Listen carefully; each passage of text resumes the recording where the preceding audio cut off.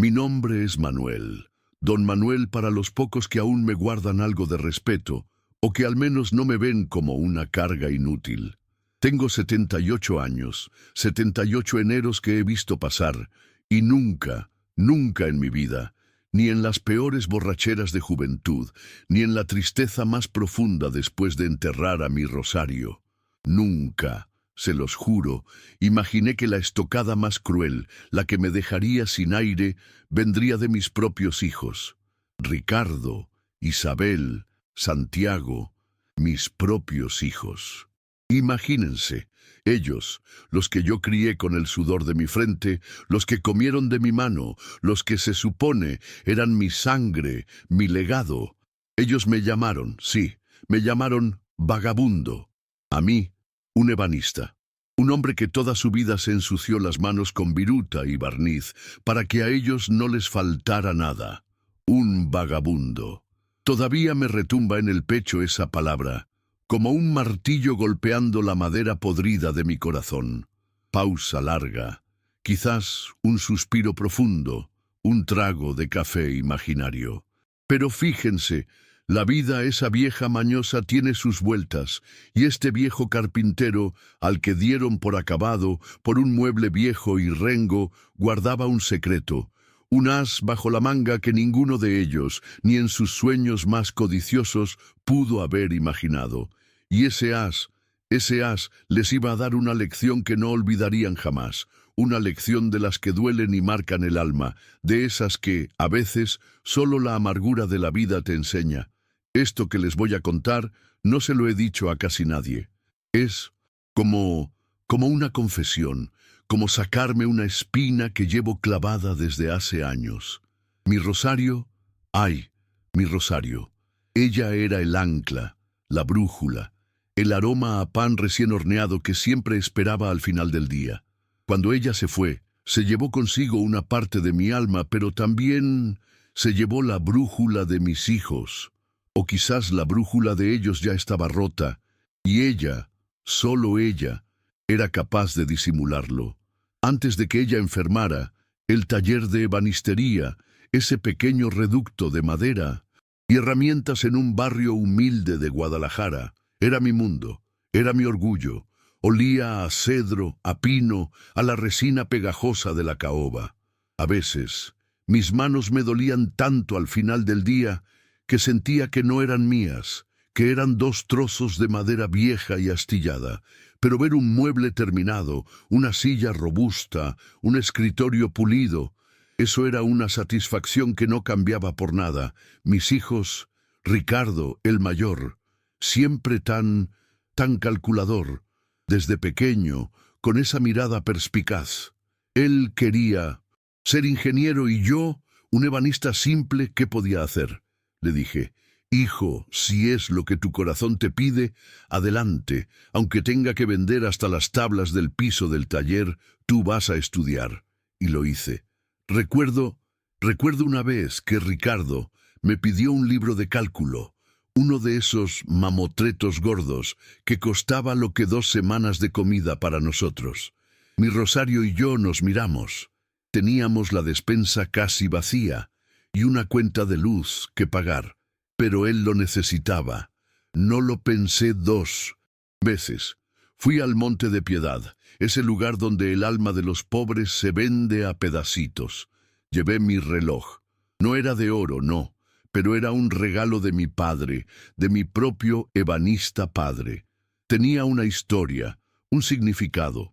Pesaba en mi muñeca, no por el metal, sino por lo que representaba, y lo vendí. Saqué lo justo, lo justito, para ese libro de cálculo y para comprar algunas verduras esa tarde.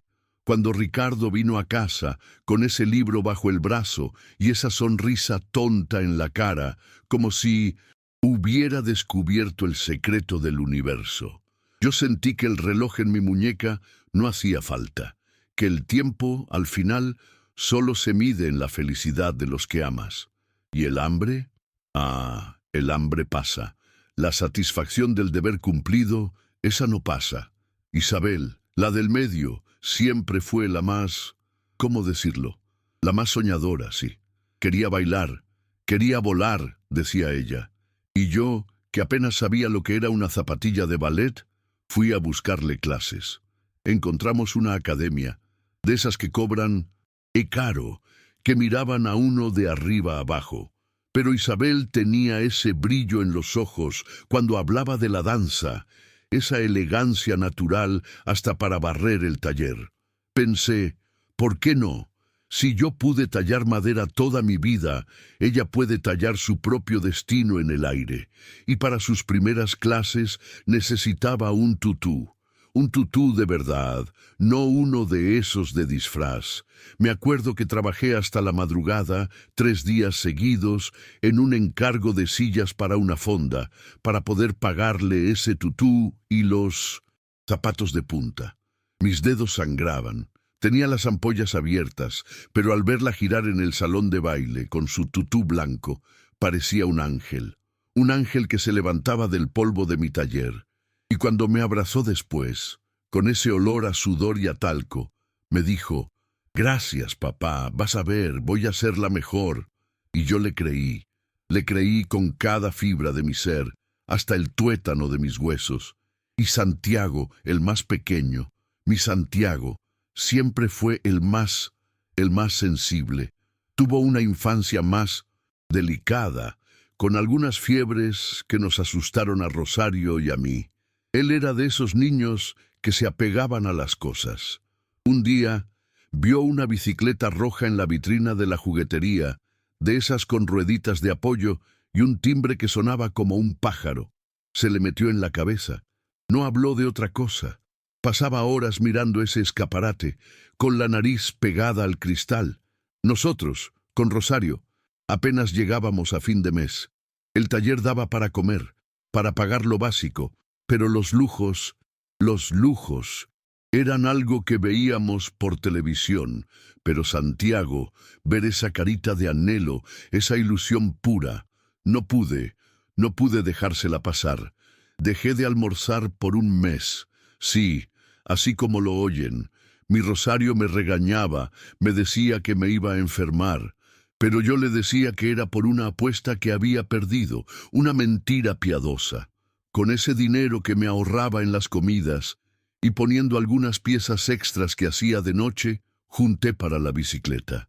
El día que se la llevé a casa, envuelta en papel de periódico para que no la viera hasta el último momento, su grito de alegría llenó toda la calle. Se subió y pedaleó por el patio como si acabara de ganar el Tour de Francia, y yo, con el estómago vacío, sentí el alma llena. Era una plenitud que el dinero no compra. Era la plenitud de ver a tus hijos felices, sabiendo que tú, con tus manos callosas, fuiste el artífice de esa felicidad. Mis sueños, eran ellos. Verlos crecer, verlos estudiar, verlos hacerse hombres y mujeres de bien. Yo soñaba con que Ricardo fuera un ingeniero que construyera puentes, Isabel una bailarina que volara en el escenario, Santiago, Santiago, que fuera lo que quisiera ser, pero feliz. Mi mayor sueño era ver mi taller pasar a manos de uno de ellos, que el legado de la madera, del arte de la ebanistería, no se perdiera. Los formé, les enseñé el valor del trabajo, la honestidad. Les di todo. Me privé de un viaje a la playa con Rosario, que habíamos soñado por años. Dejé de comprarme ropa, nueva por lustros. Mis herramientas eran viejas, remendadas, pero las suyas siempre fueron de primera. Pensaba que todo ese sacrificio, esa entrega sin reservas, se traduciría en amor, en respeto, en una familia unida. Qué iluso fui. Qué ciego me volví a la realidad, a la naturaleza humana, a la podredumbre. Cuando mi Rosario se fue, la voz se quiebra un poco, una tos seca, un carraspeo para recuperar la compostura. Cuando ella se fue, se llevaron con ella la única barrera que me protegía de la verdad. Ella era el pegamento, la que mantenía a la familia unida. Después de su muerte, los hilos se empezaron a soltar, uno a uno.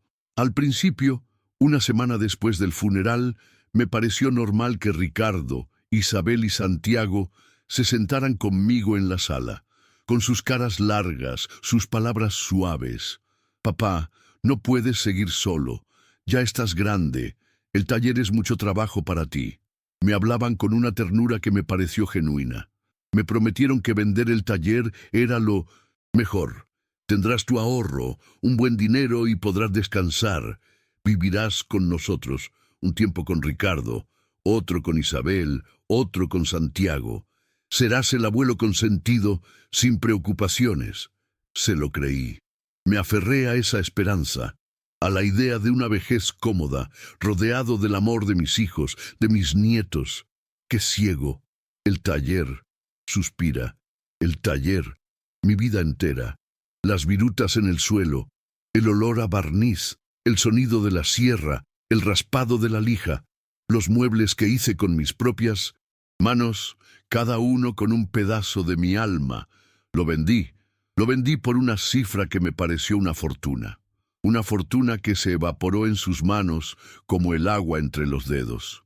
Ricardo, el ingeniero calculador, se encargó de administrar el dinero. Para que no te preocupes, papá. Isabel, la soñadora, hablaba de inversiones seguras y el futuro de la familia. Santiago, el sensible, me miraba con ojos de cordero degollado, diciendo que era por mi bien.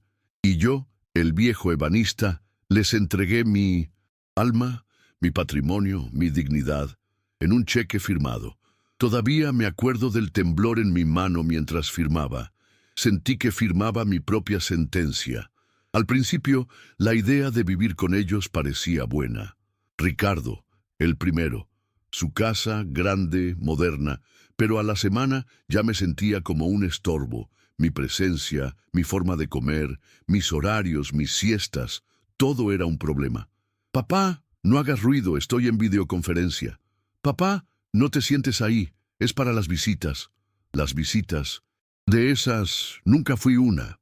Mi mesa para comer era casi siempre la barra de la cocina mientras ellos comían en el comedor con conversaciones que no me incluían. Una noche, lo recuerdo como si fuera ayer, fue el cumpleaños de la nieta más pequeña de Ricardo, mi dulce Sarita. Había comprado con mis pocos ahorros de lo que me daban ellos un pequeño caballito de madera tallado por mí, con un mimo especial. Se los di, con toda la ilusión del mundo. Sarita lo miró, lo tomó, y Ricardo, antes de que pudiera decir nada, le dijo: «Mi amor, pero eso es para el jardín, ¿verdad? No para jugar aquí adentro». Y mi caballito, mi creación, mi amor, terminó olvidado en un rincón del patio, bajo la lluvia. Me sentí como ese caballito, olvidado y sin valor. Luego, Isabel. Creí que con ella sería diferente, que su corazón de artista entendería. Pero no, su casa era un museo. Tenía miedo de tocar algo, de romper algo. Y las mentiras. Ah, las mentiras. Papá, hoy no podemos ir al parque, tenemos una cita importante. Y luego los veía pasar en su coche por la calle, riendo, sin siquiera mirarme. Mi cumpleaños fue el más doloroso. Cumplía 77. Esperé una llamada, un mensaje, un pastel, aunque fuera pequeño. Nada.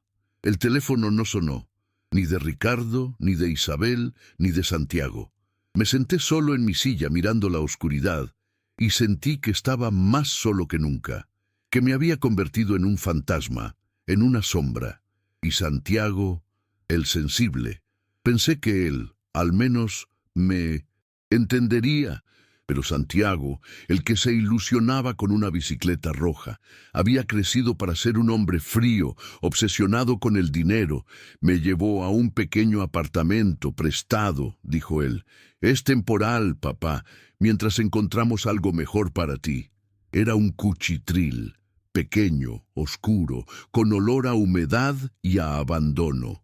Mis herramientas, mis libros, mis pocas cosas tiradas en un rincón. Un día se atrevió a decirme: «Papá, ¿por qué no buscas algo que hacer? Ya te gastaste casi todo tu dinero. Eres como un vagabundo, sin nada que ofrecer». Vagabundo, esa palabra. Me quedé helado. Mi propio hijo, el que vio mi espalda encorvada por las horas en el taller, el que sintió el peso de mis brazos fuertes y protectores. Él me llamó vagabundo. Fue como si me hubieran arrancado el corazón con un hierro caliente. Pensé que me iba a morir ahí mismo, de la pura vergüenza, de la impotencia, de la rabia. La rabia. Esa rabia me mantuvo vivo. Esa rabia, mezclada con una tristeza profunda que me calaba los huesos. Me habían despojado de mi taller, de mis ahorros, de mi dignidad. Me habían dejado en un apartamento prestado, sin un centavo, sin futuro, sin nadie que me mirara a los ojos con respeto.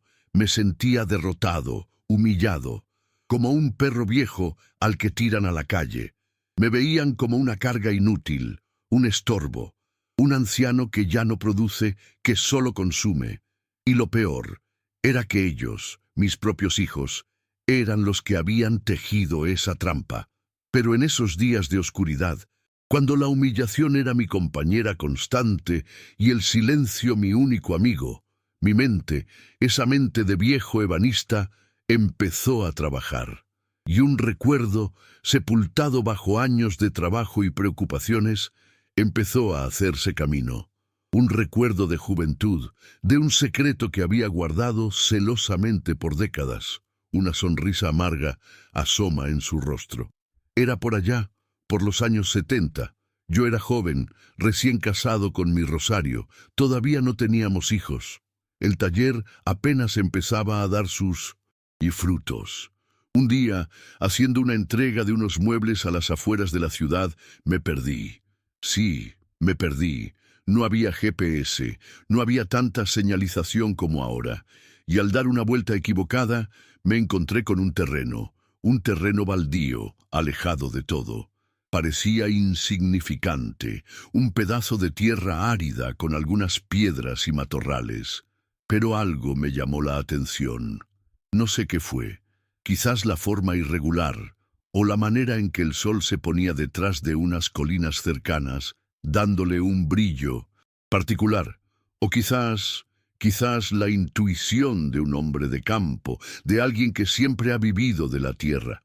Era muy barato, tirado de precio, diría yo. Nadie lo quería. Estaba lejos, no tenía servicios, no servía para sembrar. Era, para los ojos de la mayoría, un pedazo de nada. Pero yo veía algo, un lugar para escapar quizás, un pequeño pedazo de tierra que fuera mío, solo mío, un capricho. Lo compré con ahorros que tenía guardados, escondidos de la vista de todos, incluso de mi Rosario. Era mi pequeño secreto, mi pequeña rebeldía. Nunca se lo conté a nadie, ni a ella, ni a mis hijos cuando nacieron. ¿Por qué? Por varias razones, supongo. La primera, el miedo. Miedo a la codicia. Miedo a que, si supieran que había un pequeño extra por ahí, dejaran de esforzarse. Quería que mis hijos aprendieran el valor del trabajo duro, de ganarse las cosas con el sudor de su frente, no de herencias inesperadas. Quería que supieran que la dignidad se labra con cada esfuerzo, con cada fracaso y cada victoria. También era mi refugio, un lugar al que ir en mi mente cuando el taller me agobiaba o cuando las preocupaciones me asfixiaban. Era mi pequeño tesoro escondido, mi por si acaso. Nunca pensé que ese por si acaso se convertiría en mi salvación. Los años pasaron. El terreno seguía ahí, olvidado, acumulando polvo y matorrales. La ciudad creció. Se expandió como una mancha de aceite. Primero, las colonias nuevas se acercaron. Luego, una carretera. Después, una plaza comercial. Lo que antes era lejos de todo, ahora era estratégicamente ubicado. Yo seguía sin decir nada. ¿Para qué? Mis hijos ya tenían sus vidas, sus profesiones, sus familias. No quería que el dinero los corrompiera, si es que no lo estaba haciendo ya. Y entonces, la noticia. Un día, un vecino que sabía que yo había comprado algo por esa zona, me comentó, así, como quien suelta un chisme cualquiera: «Oiga, don Manuel, Usted no era el dueño de aquel terreno por donde ahora están construyendo el nuevo fraccionamiento de lujo. Dicen que encontraron un manantial, agua pura y cristalina, dicen. Una fortuna. Pausa. La voz se vuelve más grave, casi un susurro. Manantial, agua pura, fortuna. Esas palabras rebotaron en mi cabeza como pelotas de goma. Sentí un escalofrío que me recorrió la espalda. Lo primero que pensé fue en mi Rosario. Ella siempre me decía, Manuel, tienes ojo para las cosas que nadie ve. Y sonreí. Una sonrisa que hacía años no sentía. Una mezcla de sorpresa, ironía y... sí, un poco de revancha. Ese mismo día, con mis piernas ya temblorosas, tomé un autobús y fui a ver el terreno. No lo había visitado en años. Lo que encontré fue increíble. Donde antes había maleza, ahora había maquinaria pesada trabajando. Donde antes había silencio, ahora había el bullicio de la construcción. Y sí, allí, en una esquina del terreno, un pequeño brote de agua burbujeaba, cristalina, fresca, un milagro, era verdad. El terreno, mi pedazo de nada, se había convertido en una parcela de incalculable valor. No solo por la ubicación estratégica, sino por el agua. El agua, en una ciudad donde el agua escasea, un manantial es oro líquido. Fui a ver a un abogado de confianza, de esos viejos, de los que todavía tienen palabra. Le conté mi historia, a medias, claro, no la parte de mis hijos, solo la del terreno. Sus ojos se abrieron como platos cuando vio los papeles que yo había guardado, amarillentos, en un viejo baúl. Hizo sus investigaciones. Recuerdo el día que me llamó. Don Manuel, me dijo con la voz entrecortada, lo que usted tiene aquí es una mina de oro, y con el agua es un tesoro. Me dio una cifra que me hizo marear. Era varias veces, muchísimas veces, lo que me había dado por el taller, el valor de la venta de mi vida. La primera reacción fue miedo, miedo a lo que esa cantidad de dinero podía traer, pero luego la rabia, la humillación que mis hijos me habían hecho pasar, esa palabra vagabundo, empezó a hervir en el pecho, y el plan se empezó a tejer en mi mente hilo por hilo, con la misma precisión con la que ensamblaba una puerta de caoba. Iba a recuperar mi dignidad. Y les iba a dar una lección a mis hijos, una lección que el dinero por sí solo no puede comprar. El plan, se los juro, lo disfruté como nunca. Cada paso, cada llamada, cada movimiento en silencio. Era como tallar una pieza maestra con la paciencia de un ebanista. Sabía que tenía el tiempo a mi favor. Ellos no sabían nada. Estaban ocupados en sus vidas, en su éxito, en sus bienes materiales. Lo primero fue hacer todo legal. El abogado me ayudó. Vendí una parte del terreno, la parte más valiosa por la ubicación y el potencial del manantial. No todo. Quería quedarme con un pedazo para mi tranquilidad. La venta se hizo rápido. Había muchos interesados, ávidos por el agua y la tierra. El dinero llegó a mi cuenta. Por primera vez en mucho tiempo sentí que tenía el control. Sentí algo parecido a la fuerza que tenía antes, la de mis manos, la de mi mente. Y entonces llegó el momento de la verdad. Tenía que reunirlos, quería ver sus caras, quería ver la sorpresa, el asombro y luego la codicia. Esa codicia que los había consumido y que tarde o temprano los consumiría de nuevo. Los llamé uno por uno, con una voz tranquila, casi monótona. Hijos, me gustaría que vinieran a casa. Tengo algo importante que decirles. Es algo sobre mi futuro. Ricardo, con su tono de siempre, calculador. ¿Pasa algo, papá? ¿Necesitas dinero? Isabel, ¿estás bien, papi? ¿Necesitas que te llevemos al médico? Y Santiago, el que me llamó vagabundo. ¿Qué es tan importante, papá? Estoy ocupado. Mi corazón se encogió un poco al ver que su primera reacción era pensar en mis necesidades como una molestia o en dinero, pero no en mi bienestar por amor. Pero no, esta vez las cosas serían diferentes. Les dije que era algo que no podía esperar. Se reunieron en el pequeño apartamento. Sí, el cuchitril, prestado. Quería que lo vieran, que sintieran el abandono en carne propia, aunque no lo dijeran en voz alta. Llegaron con sus coches de lujo, vestidos con sus ropas caras, con sus aires de grandeza. Me miraron con una mezcla de fastidio y condescendencia. Ricardo, el primero en hablar. A ver, papá, ¿qué es tan urgente? Tenemos cosas que hacer. Pausa dramática. La voz se endurece con una pizca de ironía. Me senté en mi viejísimo sillón, el único mueble que me quedaba del taller, y que había restaurado con mis propias manos, con el poco material que pude rescatar. Tomé una respiración profunda. Vagabundo, ¿verdad, Santiago? Le lancé la primera flecha, directo al corazón de su desprecio. Santiago se puso pálido. Ricardo y Isabel se miraron incómodos. ¿De qué hablas, papá?, preguntó Isabel con su voz de niña buena. Hablo de la dignidad, hijos. Esa que un día me quitaron. Esa que creyeron que se podía vender como se vende un viejo mueble. Pero no. La dignidad, hijos, se recupera. Saqué un sobre de mi bolsillo. No era grande, pero el peso que tenía era inmenso.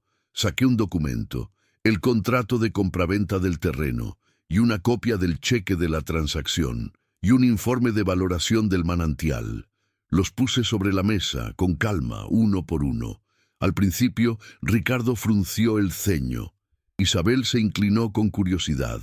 Santiago, el que me llamaba vagabundo, ni siquiera miró.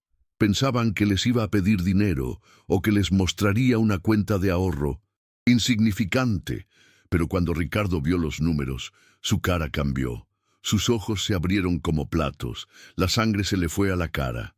«Papá, ¿qué es esto?». Su voz era un susurro. Isabel tomó el informe del manantial. Un manantial. Agua. Pero, ¿dónde? Y Santiago, que finalmente miró, se quedó mudo. Los tres, con la boca abierta, pálidos, casi verdes. El silencio fue espeso, pesado. Se podía cortar con un cuchillo. Yo solo los miraba, disfrutando el momento, disfrutando ver su codicia, revelarse en sus rostros. Es el terreno que compré hace 40 años, hijos, ese que estaba lejos de todo, que era un pedazo de nada. Resulta que la ciudad creció, y debajo de esa nada había un manantial de agua pura. Ricardo fue el primero en reaccionar. Su mente de ingeniero empezó a calcular. Pero papá, ¿cuánto te dieron? Su voz ya no era de fastidio, era de avaricia. Isabel de repente se acercó a mí, me tomó la mano. Papi, ¿por qué no nos habías dicho? ¿Nada? Hubiéramos podido invertirlo juntos. Siempre fuimos una familia. Una familia. ¡Qué hipocresía! Santiago, el más lento en reaccionar, balbuceó.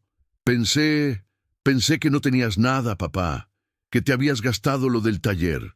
Me solté de la mano de Isabel, con suavidad, pero con firmeza. No les dije nada, Isabel, porque nunca les importó. Porque cuando era un humilde ebanista que trabajaba con sus manos, no me prestaron atención. Porque cuando les entregué el fruto de mi vida, lo tomaron sin pestañear y me dejaron en este agujero. Y por Santiago, no te dije nada, Santiago, porque tú me llamaste vagabundo. ¿Se acuerdan de esa palabra? Vagabundo. La palabra flotó en el aire, fría, cortante. Sus caras eran un poema. Ricardo intentó recuperar la compostura. Pero papá, podemos recuperar ese dinero, podemos hacer una sociedad, dejar el agua para la familia. Esto es nuestro, ¿verdad? Es de la familia. Una risa amarga y corta sale de mi garganta. ¿De la familia, Ricardo? ¿Desde cuándo les importa la familia? Cuando vendí mi taller, mi vida, mi orgullo, ¿dónde estaba la familia? Cuando me dejaron solo en mi cumpleaños, esa era la familia. Cuando me llamaron vagabundo, esa era la familia. Isabel rompió en llanto, lágrimas de cocodrilo. se los aseguro. Papi, perdóname, fuimos malos hijos. La verdad es que estamos muy arrepentidos. Te hemos echado de menos. Queremos que vuelvas a casa con nosotros. Esto es una bendición de Dios. Podemos empezar de nuevo. Santiago, el que siempre fue más callado, también intentó su movida. Papá, yo solo quería lo mejor para ti. Pido perdón. Fui un estúpido. Por favor, danos una oportunidad. Podemos cuidar de ti. Te mereces lo mejor. Los miré uno por uno, sus caras retorcidas por la codicia y un falso arrepentimiento. Sabía que no era amor. Era el brillo del oro en sus ojos, el olor a dinero fácil. Escuchen bien, hijos míos, les dije, con una voz que no reconocí. Una voz fuerte, segura, que había estado dormida por años. Este dinero, esta bendición, como dice Isabel, es mía, solo mía. El fruto de mi propia visión, de mi propio esfuerzo y de un destino que me ha sonreído donde ustedes solo vieron un estorbo. Ustedes ya tuvieron su oportunidad, les di todo. Mi tiempo, mi juventud, mis ahorros, mi vida, y ustedes lo pisotearon, me trataron como a un perro. Con este dinero, no voy a levantar un imperio para ustedes, no les voy a dar una segunda oportunidad para que me sigan exprimiendo. Este dinero es para mi dignidad y para ayudar a los que sí lo necesitan, a los que sí valoran los pequeños gestos de bondad. El tono se eleva, con un toque de triunfo. Les expliqué mi plan, con calma, con cada detalle. Una parte del dinero iría a una fundación que llevaría el nombre de mi rosario, para ayudar a jóvenes artesanos a montar sus talleres, a que no vendieran sus sueños por necesidad. Otra parte iría a un centro de día para ancianos, para que ningún viejo se sintiera solo o abandonado, como yo me sentí, y el resto sería para mí, para vivir mis últimos años con la paz que me negaron, en una casa donde nadie me llamara estorbo o vagabundo, en mi propia casa, con mis propios recuerdos, con mi propio taller si me apetecía, aunque fuera para hacer un caballito de madera para un niño desconocido. Las caras de mis hijos fueron indescriptibles. El llanto de Isabel se detuvo de golpe. Ricardo apretó los puños. Santiago se quedó con la boca abierta, sin decir palabra. Intentaron de todo: súplicas, amenazas veladas, chantaje emocional. ¿Cómo eres capaz, papá, dejarnos sin nada? Somos tu sangre. Es una ingratitud. Ingratitud, les dije con una sonrisa amarga. Ustedes saben mucho de ingratitud. Esta es solo una lección de vida que no se da en las universidades, ni en las academias de baile, ni en los negocios. Se da aquí, en el corazón que ustedes intentaron secar. Les pedí que se fueran. Y por primera vez en mucho tiempo, sentí que era yo quien tenía el control. Sentí que era don Manuel, el ebanista, el hombre de trabajo, el padre que había luchado y no el viejo vagabundo. Desde ese día, mi vida cambió. No por el dinero, no se equivoquen. El dinero es una herramienta, no la felicidad. Cambió por la paz que he encontrado con mi propia conciencia. Recuperé mi dignidad. Suena con una profunda satisfacción. Compré una casita pequeña. No es grande como la de Ricardo, ni moderna como la de Isabel, pero huele a limpio, a hogar. Tiene un pequeño patio donde sembré un limonero y unas bugambillas y donde el sol me da de lleno por las mañanas. Y en una esquina, un pequeño cuartito, que ahora es mi nuevo taller. Unas cuantas herramientas nuevas, unas tablas de roble. No hago muebles por encargo, hago pequeñas piezas, juguetes para los niños del barrio, cajas de madera para los vecinos, marcos para fotos. No por dinero, sino por el placer de sentir la madera en mis manos, el olor del aserrín, el sonido del cepillo, el placer de crear. Mis nuevos vecinos, mis vecinos, son gente sencilla, trabajadora. La señora del puesto de verduras me saluda con una sonrisa cada mañana. Los niños me dicen Don Manuel con respeto y a veces me piden que les haga un avioncito de madera. Comparto un café con el panadero, me cuenta sus problemas y yo le cuento los míos. Me invitan a sus fiestas, a sus reuniones familiares. No me preguntan cuánto dinero tengo, ni qué hice o dejé de hacer. Me valoran por lo que soy, por el viejo Manuel, por el ebanista. La Fundación Rosario Legado de Madera ya está funcionando, ya ha ayudado a varios jóvenes a abrir sus talleres, a seguir sus sueños, a no depender de herencias ajenas. El centro de día para ancianos, me gusta ir a visitarlos.